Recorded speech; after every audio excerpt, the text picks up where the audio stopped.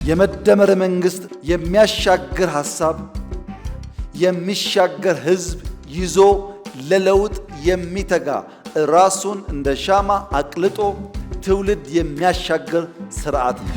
ኢትዮጵያ መርከብ ናት። ሰዎች የሚሰቃዩት ግን መርከቡን አፍርሰው ጀልባ በመስራት ነው።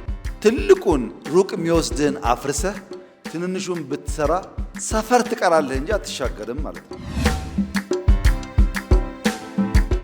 የብልጽግና ዘር ሐሳብ ነው። ሐሳብን መቅዳት ብዙ ጣጣ አመጣብን።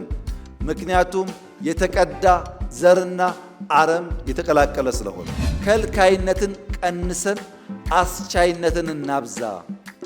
ፕራይቬት ሴክተሩ እንዲሰራ የሚያስችል አውድ እንፍጠርለት፣ እንደግፈው።